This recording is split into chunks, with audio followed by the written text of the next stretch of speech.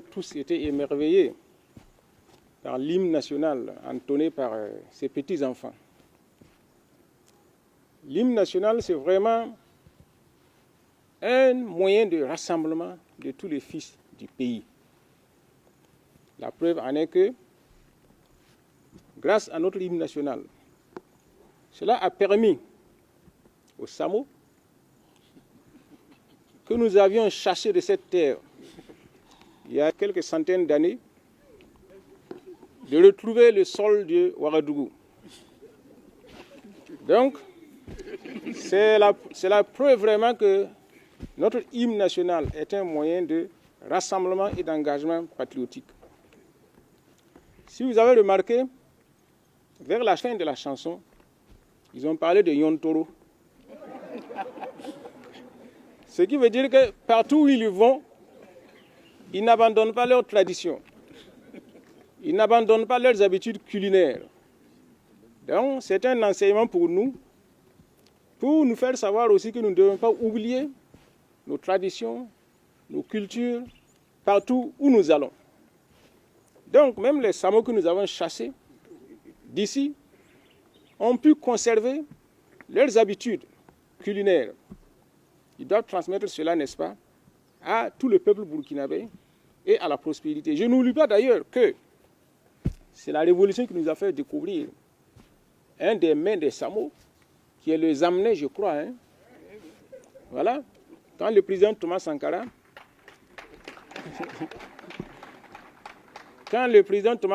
avait décidé d'introduire les mets locaux dans la réception officielle. Donc, je remercie nos amis Samo d'avoir gardé, comment je vais dire là, cette histoire commune à nous tous. Bon, quant aux petits-enfants, c'est l'espoir de notre pays. Je remarque, n'est-ce pas, qu'ils ont tous porté un t-shirt à l'effigie de notre président et avec des jupes, n'est-ce pas, en tenue locale. C'est très symbolique et c'est très parlant. Je remarque aussi que nos amis journalistes ici commencent à se mettre petit à petit en tenue locale, même si certains sont toujours rebelles. Il est temps qu'on s'y mette tous, parce que c'est ça notre identité, c'est ça nos valeurs. Mais il faudrait que les jeunes enfants aient conscience vraiment de ce qu'ils font, pour que longtemps après, quand nous ne serons plus là, ce soit eux qui portent le flambeau de l'identité nationale et de notre patrimoine. Vous avez parlé, n'est-ce pas, de la révolution de Thomas Sankara, notamment Madame, qui a essayé d'expliquer le combat que mènent ces enfants-là. Au temps de Thomas Sankara, il y avait ce qu'on appelait les pionniers. Et aujourd'hui, parmi ceux qui ont survécu et parmi ceux qui portent haut le flambeau de la lutte actuelle, ce sont les anciens pionniers de la révolution du temps de Thomas Sankara. Donc il faudrait que ces enfants aussi, quelles que soient les intempéries, soient à l'avenir les porteurs du flambeau de la nation. Vous savez que le chef de l'État a délivré un discours important hier. Je vous invite donc à vous en imprégner, à en prendre possession et à faire de ce discours un guide pour nos actions futures. Il a notamment parlé des traîtres de la nation. Comme vous savez, depuis que le président Traoré est là, il y a eu sans cesse de tentatives de déstabilisation, dont la plupart visent l'assassinat particulier du président Ibrahim Traoré, qui est leur bête noire. Pourquoi? Tout simplement parce que, comme au temps de Thomas Sankara, le chemin que nous avons pris remet en cause beaucoup de choses. Ne serait-ce que le Fassodan Fani que nous voulons promouvoir, ça fait des marchés en moins pour les industries du textile. Les mets locaux que nous voulons promouvoir, ça fait des marchés en moins pour les industries alimentaires internationales. Notre politique de souveraineté économique remet beaucoup en cause les intérêts des impérialistes qui avaient fait de notre espace leur chasse gardée. Donc la politique que nous menons actuellement remet beaucoup en cause, surtout les intérêts économiques, culturels et moraux. Nous sommes parvenus à démontrer que l'Occident n'est plus indispensable à la marche de ce monde, parce que d'autres puissances ont émergé et supplombent les puissances occidentales. C'est ce que nous avons démontré avec notre politique diplomatique actuelle, qui réside dans la diversification des partenariats. Et tout cela ne plaît pas aux anciens maîtres de nos espaces. Voilà uniquement la cause de tous ces troubles qui sont provoqués. Et pour cela, ils sont prêts à débourser des dollars, des euros, pour parvenir à leur fin. Mais si nous tenons bon, si nous avons conscience de ce que nous faisons et de où nous allons, nous devons pouvoir résister à tout cela. C'est pour ça que le président a invité dans son message à ne pas être des traîtres à notre pays. Donc, cette deuxième phase des journées d'engagement patriotique et de participation citoyenne a commencé le 2 octobre, date symbolique de la prononciation du discours d'orientation politique par le camarade président, le capitaine Thomas Sankara. Je suis presque sûr que beaucoup d'entre vous ici ne l'ont jamais lu. Peut-être que certains n'ont jamais entendu parler de ça même. Alors, nous avons reproduit ce discours en plusieurs exemplaires et vous pouvez vous en procurer en vous adressant au service de la primature. Je crois que le directeur de cabinet, ici présent, et le conseiller spécial d'Amiba, ici présent, si vous les contactez, ils pourront vous en donner des exemplaires. J'invite chaque chef de famille à avoir au moins un exemplaire de ce discours. Il ne suffit pas de l'avoir comme décoratif et faire valoir, mais de l'avoir, de s'en approprier. Sinon, vous ne pourrez pas comprendre non seulement la marche actuelle de notre peuple, mais la marche du peuple africain et du monde. Cela m'amène, n'est-ce pas, à un autre sujet, qui est la rentrée scolaire, qui a commencé le 1er octobre. Donc je souhaite, n'est-ce pas, que vos enfants qui vont aller à l'école, aillent à l'école pour apprendre non seulement à lire, mais aussi la connaissance et l'éducation. Parce que nous avons toujours dit, vous savez, nos ministères avaient été transformés en ministère des enseignements. Donc, personnellement, j'ai toujours combattu ça, pour qu'on revienne au ministère de l'Éducation nationale. L'enseignement n'est pas une éducation. On peut avoir toutes les connaissances du monde et ne pas être éduqué. L'éducation, nous la connaissions sans école. Dans nos familles traditionnelles, il y avait des systèmes d'éducation qui consistaient à rendre l'enfant utile à lui-même, utile à sa famille, utile à sa société. L'enseignement peut vous donner des connaissances sans que vous ne soyez ni utile à vous-même, ni utile à votre famille, ni utile à votre société. On voit des gens pleins de connaissances qui se suicident parce qu'ils n'ont pas de sens de la vie. Ils ont perdu le sens de leur propre vie. Or, quand vous perdez le sens de la vie, tout devient vide autour de vous. Donc, il ne s'agit pas d'avoir seulement l'enseignement, la connaissance, mais l'éducation qui va vous ancrer dans votre patrimoine national et c'est par là que vous pouvez rayonner dans votre pays et dans le monde. C'est comme l'éducation, c'est comme un arbre. L'arbre pousse par les racines, le tronc et les feuilles rayonnent et les gens peuvent récolter les fruits. C'est ça l'éducation. Donc je vous demande, n'est-ce pas, de contribuer à l'éducation de vos enfants.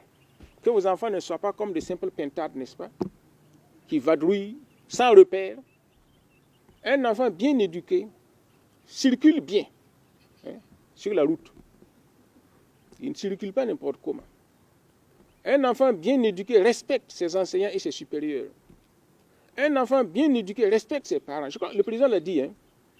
Le président a dit que lui-même, il avait les marmites de sa maman. Moi aussi, je l'ai fait.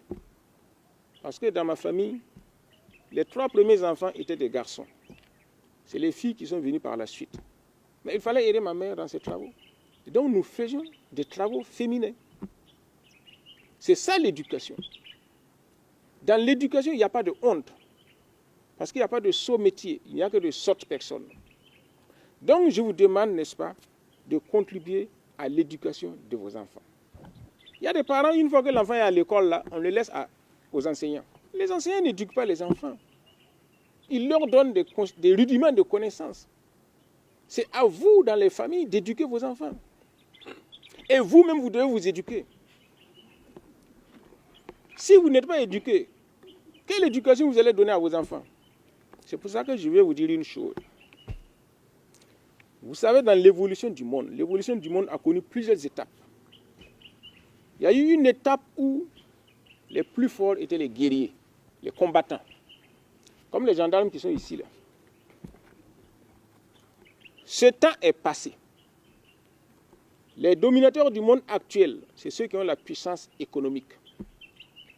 C'est pour ça que vous voyez des pays comme les États-Unis, etc., qui dominent le monde.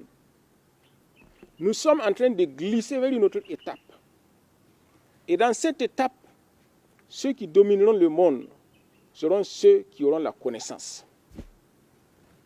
C'est ceux qui auront la connaissance. Ce n'est pas pour rien que la personne qui a entraîné les enfants là est maître de conférence à l'université. Voilà. Parce qu'elle a la connaissance.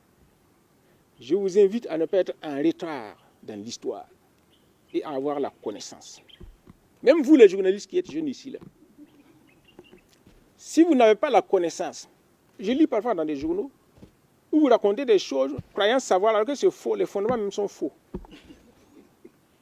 Mais et vous induisez les autres en erreur. Parce que, vous savez, quelqu'un qui n'a pas la connaissance, c'est quelqu'un qui est résigné. Il ne comprend rien au monde. Alors il a recours aux superstitions, au maraboutage, aux fétiches, qui n'ont aucun effet. La preuve est que nos grands-parents, malgré leurs fétiches, là, ils n'ont pas pu empêcher les colons de venir nous canarder ici. Et actuellement, là, les terroristes qui nous massacrent avec des fusils mitrailleurs, là, mais où sont nos féticheurs qui ne peuvent même pas les détecter et qui ne peuvent pas résister face à eux? Donc ce sont des éléments de l'obscurantisme, dus au manque de connaissances. La connaissance partielle, dont beaucoup sont dotés, et y compris vous les journalistes, conduit à l'arrogance ou à la révolte, ce qui n'est pas constructif. On voit beaucoup de gens s'exciter parce que je sais que 1 plus 1 égale 2, alors donc je suis connaisseur, etc. Ce n'est qu'une connaissance partielle, qui n'est pas constructive, qui conduit à l'arrogance ou à la révolte. Mais la connaissance parfaite, ce que je veux que vous acquériez, conduit à la révolution. La révolution n'est pas une révolte.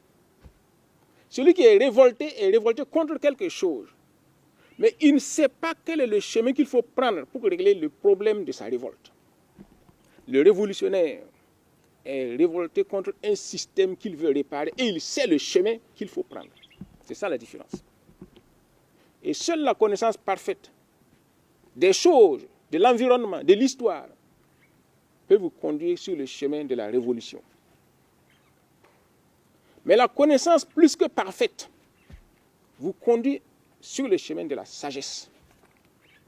Quand on parle des sages, des prophètes, etc., ce sont des gens qui ont acquis la connaissance plus que parfaite.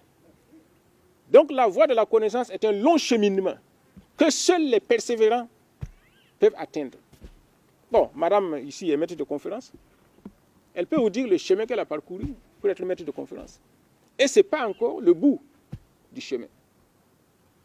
Donc c'est pour vous dire que s'engager sur la voie de la connaissance n'est pas chose aisée, mais c'est la voie dans laquelle vous devez vous mettre si vous voulez être utile à vous-même, à votre famille, à votre société et à l'histoire. Donc à l'occasion de cette rentrée et à l'occasion de l'anniversaire du discours d'orientation politique, je vous engage à cela. Il y a beaucoup de gens qui ne comprennent pas ce que nous faisons parce qu'ils n'ont aucune connaissance. Ils n'ont pas la connaissance de l'histoire, des faits sociaux, etc. Pourtant, vous avez appris à lire. À partir du moment où on a appris à lire, le reste du travail, c'est soi-même qui le fait. C'est soi-même. Bon, comment je vais dire, moi je loge, n'est-ce pas, sur l'avenue Ousmane Sambène, que vous connaissez tous, pour avoir été le premier cinéaste francophone. Ousmane Sambène n'avait que le certificat d'études primaires. Le reste du travail, il l'a fait lui-même. Nous avons tous étudié L'Enfant noir de Camara Lai. Camara Lai n'avait que le CAP. Mais il a écrit un classique littéraire. À partir du moment où vous avez appris à lire, à savoir que 1 plus 1 égale 2, BA, ça fait bas. Vous avez les prémices et les fondamentaux pour aller plus loin par vous-même. Le reste, c'est la paresse qui tue tout. Donc, je vous invite, n'est-ce pas, à vous engager sur la voie de la connaissance et de la révolution, afin qu'ensemble, nous puissions construire notre pays. Vous avez vu, n'est-ce pas, ce qui se passe actuellement sur la scène internationale, où Israël a tué, n'est-ce pas, le chef du Hamas, Hassan Nasrallah. Et la réplique est venue d'Iran, située à près de 2000 km d'Israël. Comment les Iraniens ont pu parvenir à cela? Ce n'est pas par le fétichisme, ce n'est pas par les marabouts, ce n'est pas par les incantations, c'est par la connaissance. C'est par la connaissance que vous pouvez vous affirmer et vous défendre. C'est le message que j'ai à vous transmettre à l'occasion de cette rentrée scolaire et à l'occasion de l'anniversaire de la célébration du discours d'orientation politique du 2 octobre 1983. Donc je vous invite sur ce chemin-là, afin que nous puissions tous nous rejoindre pour un Burkinabé 1. Et afin que les Samo puissent savoir que, même s'ils ont été chassés de Ouagadougou, ils peuvent toujours revenir circuler et nous les supporterons, nous les tolérerons et nous pourrons les orienter sur des chemins encore plus lumineux et plus radieux. Je vous remercie.